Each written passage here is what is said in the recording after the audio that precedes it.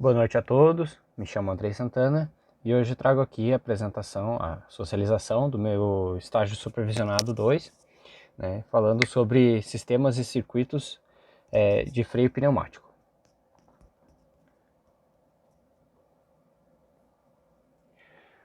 A principal razão que eu trago esse tema é sobre a segurança nas rodovias, porque por mais que você faça uma viagem curta ou longa, sempre é necessário de que os freios do seu veículo, seja bicicleta, moto, carro, caminhão, ônibus, enfim, estejam sempre em perfeito funcionamento para que evite grandes acidentes e tudo mais. E a segurança que eu trouxe dos freios pneumáticos, a razão dos freios pneumáticos, é que por mais que você não esteja dentro de um caminhão, esteja viajando com o seu carro, você sempre está em contato com veículos que equipam esse sistema de freio, né? E é comum você achar vídeos na internet que simulem ou aconteçam realmente, né, a falência desse tipo de freio numa descida de uma serra ou afins, né? Então esse é o grande motivo no qual a escolha desse tema. O funcionamento do freio pneumático, de acordo com uma empresa chamada Knorr-Bremse, que é uma grande distribuidora, considerada uma das maiores distribuidoras de freios pneumáticos para grandes montadoras, né?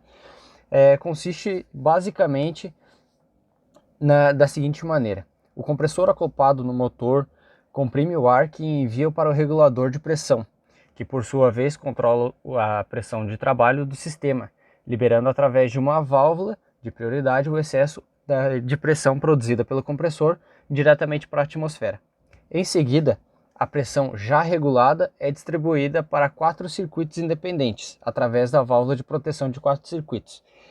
Essa válvula é muito importante. O ar comprimido é distribuído separadamente em uma via destinada para os freios traseiros, outra para os freios dianteiros, a terceira para o freio estacionário e a quarta parte vai para os acessórios como buzina, freio a motor, rodoar e afins. Essa divisão impede que o sistema fique completamente sem assistência quando uma das válvulas ou uma das vias, uma parte das vias apresenta avarias ou queda de pressão. Se houver um vazamento, né, em uma das saídas, as outras automaticamente serão bloqueadas, evitando a perda de pressão em todo o circuito de freio. Uma das maiores vantagens da válvula de proteção de 4 vias é a priorização dos freios dianteiros, traseiros e estacionário, pois assim evita que o sistema fique sem pressão logo após a partida no motor. Ou seja, assim que o motorista consiga efetue a partida no motor, né, já automaticamente já começa a ter pressão nos freios para que não haja nenhum tipo de pequeno acidente, né, o caminhão se mova sozinho sem explicação nenhuma.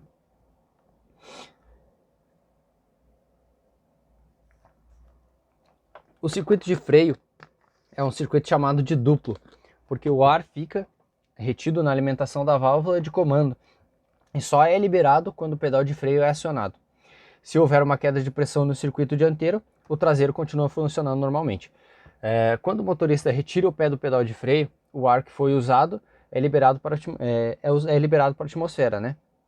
Fazendo com que a pastilha de freio volte à posição original. E assim, de forma simultânea, o compressor está repondo o ar que foi consumido pelo sistema. O freio estacionário possui uma alimentação independente, ou seja, por mais que a unidade de conservação de ar do freio de serviço seja uma, o do estacionário é uma completamente diferente. Então, por mais que você use o freio estacionário, você jamais ficará sem o freio de serviço, né? Quando o motorista movimenta a alavanca de freio chamada manequim, que é a alavanca de freio de estacionário, libera o ar dentro das câmeras do freio estacionário, que por sua vez movimentará o excêntrico em forma de S, liberando a roda do veículo, né? Se cair a pressão do sistema estacionário, as sapatas se abrem e bloqueiam as rodas do caminhão, para que evite qualquer tipo de acidente, sendo que o motorista não vai saber imediatamente de que o sistema está sem ar. Composição do sistema. Eu vou falar aqui sobre, e aí vou falar sobre todos os componentes, mas só tem imagem de algum deles, né? E eu vou iniciar por esse carinha aqui que se chama válvula reguladora, que é o que vai limitar a pressão do sistema para mínima e máxima. Ou seja, ele que vai dizer para o compressor se ele deve encher de ar ou permanecer assim, ou se está tudo bem ou se não está. Né? Essa é a função desse nosso carinha aqui. Após isso, temos o nosso secador, que é esse carinha do lado aqui. O secador de ar é o que faz a desidratação do fluido, né? E tira todos os poluentes para que não cause dano no nosso sistema.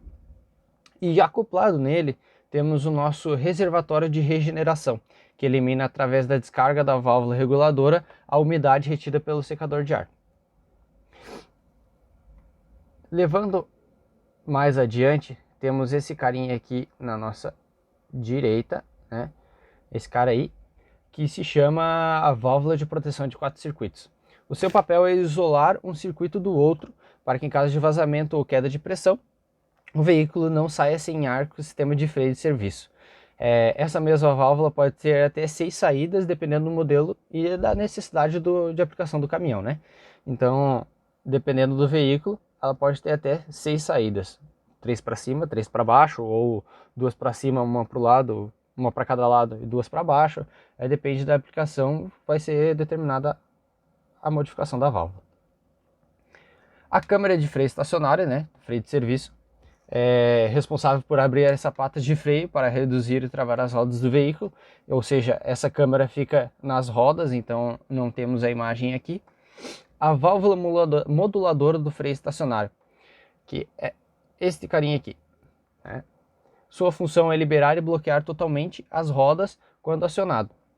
Ou em caso de queda de pressão, né, no sistema estacionário, ela abre as sapatas, né, e para travar as rodas, né, como eu já tinha comentado ali em cima.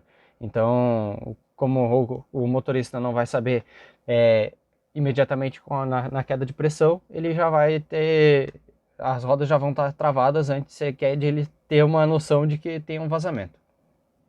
A válvula relé, né, que também compõe o sistema diretamente nas rodas, a responsabilidade dela é agilizar a liberação das rodas traseiras, para que não ocorra um desgaste excessivo das pastilhas, né, das sapatas de freio. Ela libera a pressão, né, assim, junto com a válvula de descarga rápida, ela libera a pressão do sistema mais rápido possível para que as pastilhas voltem à posição original e não fiquem em contato com um cubo, né, para que não haja um desgaste nas pastilhas. E por sua vez, a válvula moduladora do freio de serviço, também conhecido como pedal de freio, né, comanda os circuitos de freio de serviço dianteiro e traseiro. Então ela tem basicamente a mesma função da válvula moduladora do freio estacionário, só que porém no freio de serviço. Você aciona o freio, ou o pedal de freio, e ela faz a sua função. Manutenção dos freios. A manutenção é composta por 2 itens básicos. O primeiro deles, nessa imagem da esquerda aqui, seria a regulagem das sapatas de freio, né? A sapata de freio ocorre um desgaste, assim como qualquer freio natural, né? O desgaste ele é ocorrido através do uso, né? Então, o motorista pode fazer essa regulagem por ele mesmo, mas é aconselhado sempre levar a um especialista, né? A um mecânico autorizado. Então essa é o primeiro item, né, de manutenção básica do freio pneumático. E o segundo item eu trago aqui do lado, que seria o secador de ar, a unidade secadora de ar. Esse carinha aqui é recomendado que ele seja trocado de 1 em 1 ano, né? Todo ano seja trocado ele, ou de acordo com a indicação do fabricante, que seja 2 anos, 1 ano e meio, de acordo com o fabricante, que seja trocado ele. Ele tem um acúmulo muito grande de poluentes e de umidade, então por isso é a recomendação de que ele seja trocado. Ele pode ser trocado pelo usuário também, porque tem fácil acesso, e é só seguir os protocolos de troca, né, para que não haja danos maiores no sistema e acabe comprometendo o sistema no reuso dele. Então, seguindo esses protocolos, o próprio usuário pode fazer a troca da unidade secadora de ar. Principais adversidades do sistema. Então, eu trago aqui duas imagens. A primeira da esquerda é de um compressor que é acoplado no caminhão e a da direita das mangueiras de ar. Ambas significam vazamento, né? Então, se nós temos um vazamento no nosso sistema de freio, relativamente 99,9% de que o nosso freio vai ocorrer alguma deficiência. Então, seria bem interessante de que assim que o motorista sentisse algum sinal de deficiência nos freios, de falta de modulação no pedal, alguma coisa assim, ele já encoste o caminhão para que faça a manutenção dos freios. Essa imagem da esquerda eu trouxe por quê? Porque um dos principais motivos de falha mecânica podem vir desse carinha aí, né, do nosso compressor, pela falta da vedação correta dos anéis do pistão, né, onde o óleo que está no cárter pode subir para o cilindro e invadir o sistema, causando uma espécie de invernização interna das mangueiras, né, e daí subconsequentemente das válvulas, fazendo com que as válvulas meçam incorretamente os parâmetros de pressão do ar e acabe perdendo a modulação do freio, ou até mesmo completamente o freio. Então, de acordo com o nível de vazamento, já o freio inteiro pode ser comprometido, ou somente uma parte, ou simplesmente uma limpeza do sistema já pode voltar aos freios, né? Voltar normalmente o funcionamento dos freios. Então, qualquer tipo de vazamento que atinja qualquer tipo de válvula, ela vai trabalhar incorretamente, né? Então, pode comprometer os freios, causando até mesmo um acidente. E das mangueiras, eu trouxe essa imagem aqui, porque qualquer tipo de vazamento que aconteça de perda de pressão nas mangueiras, sendo para o freio dianteiro, traseiro, estacionário, ou até mesmo para qualquer outro tipo de circuito que seja um daqueles 4, né, citados ali em cima, pode ocorrer um acidente pelo fato da deficiência dos freios, né? Então, claro, a válvula de quatro circuitos vai fazer a função dela, bloquear automaticamente o circuito que tiver vazamento, mas mesmo assim não está livre de que aconteça um acidente no bloqueio de um freio dianteiro, de um freio traseiro, né? A gente não sabe o que pode acontecer nas estradas. Direção defensiva. Eu trouxe esse tema porque é muito comum, como eu já tinha citado, de que é muito comum a gente ver vídeos na internet de caminhões perdendo freio, ou até mesmo presencialmente, né? Então, quando a gente fala em erros na direção, a direção defensiva traz muito isso, né? De atitudes corretas no trânsito. Então, é muito interessante o fato de que a direção pode comprometer completamente o sistema de freios do caminhão, né? Então, quando você ouve falar em caminhão que perdeu o freio, automaticamente você já pode ter a noção de que a falha houve do motorista e não e a falha mecânica foi muito provavelmente provocada por ele. Então, o excesso de peso para determinado veículo pode ocasionar um desgaste excessivo nas pastilhas, o uso indevido do freio a motor ou não uso dele, né, pode trazer também um desgaste excessivo, acelerar o desgaste das pastilhas, né, fazendo com que o caminhão perca totalmente o freio de serviço. Então, é muito interessante você ter essa noção de que a falha mecânica é a parte pequena da pizza, entende? A fatia pequena da pizza para que aconteça um acidente por falta de freio, né? Então, usar freio de serviço em descidas pode muito bem colocar a marcha correta para começar a descer e usar o freio, usar e abusar, né, do freio a motor para que você desça em segurança. Então é muito interessante você sempre ter a noção de que o freio de serviço é somente para em emergências, quando você já está descendo, usando todos os recursos que você tem e realmente precisa parar. Aí você usa o teu freio de serviço para que ele não tenha um desgaste excessivo. Eu trago também o sistema de freio hidráulico para caminhões.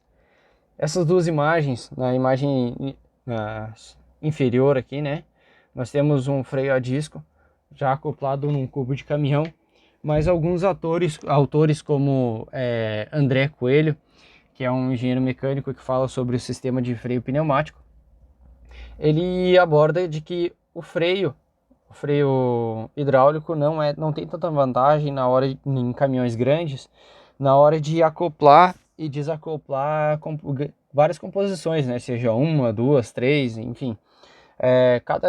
Cada acoplagem da composição seria necessário fazer uma sangria, né? Para que haja o freio hidráulico também nas carretas.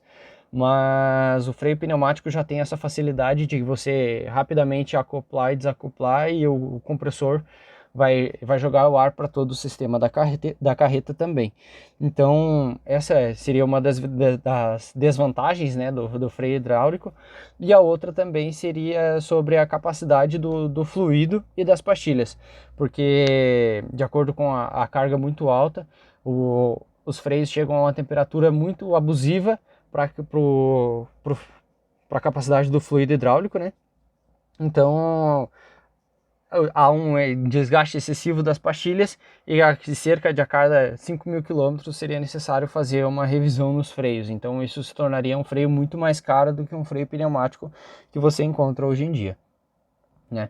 E para finalizar, eu quero agradecer a todos, né? Mas para finalizar eu trago um vídeo aqui que foi feito no sistema de FluidSim, né? No programa FluidSim. Como é um programa gratuito, eu não consigo fazer de como é que eu posso dizer, um circuito mais completo, né? Mas eu consigo trazer um sistema básico de acordo com o sistema já do freio pneumático. Eu vou dar play aqui no vídeo aqui para que vocês consigam visualizar melhor, né? Vocês vão perceber que ali, ó, o triângulozinho é o nosso motor, aqui é a nossa unidade secadora, né? O nosso pedal de freio. E subsequente, nós temos, eu estou usando aqui duas válvulas de simultaneidade, simulando a nossa válvula de 4 circuitos. E aqui eu estou usando 6 pistões para simular as sapatas de freio nas rodas, né? Ou seja, as 4 rodas traseiras e as 2 dianteiras. Quando eu faço o acionamento do pedal de freio, né, da nossa válvula aqui de 3 vias, 2 posições, vocês vão perceber que o acionamento é feito primeiro nas rodas traseiras e segundo nas rodas dianteiras. Segundo esse autor André Coelho, esse sistema foi adotado para que houvesse mais segurança na hora da frenagem, né? Então, primeiro as rodas traseiras, depois as rodas dianteiras. É cerca de meio segundo em questão do acionamento de uma roda para outra. De um eixo para outro, né? Dos eixos traseiros para o eixo dianteiro. Então, aqui como eu não consigo regular de acordo com o nível da força, né? Que eu vou acionar o pedal, eu faço um clique breve e um clique longo. E no clique breve vocês vão ver que eu consigo fazer somente os pistões traseiros, né? Somente as rodas traseiras têm o acionamento hidráulico pneumático, desculpa. E depois as rodas dianteiras. Ó, aqui todas as rodas são acionadas, ó.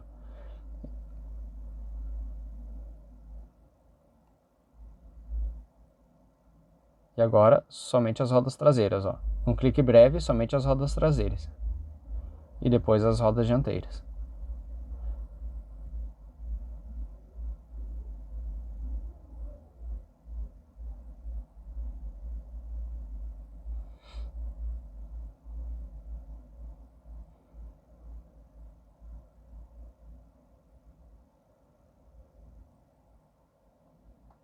Esse foi um breve resumo, né, de como funciona um sistema pneumático, um sistema de freio pneumático, para que nós obtivemos mais conhecimento na hora de cruzar por um veículo grande nas rodovias e saber que muitas vezes o destino daquele caminhão está na própria mão do motorista, né?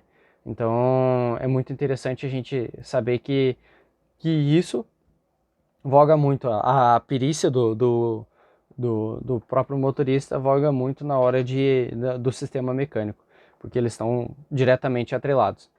Mais uma vez, obrigado e boa noite a todos.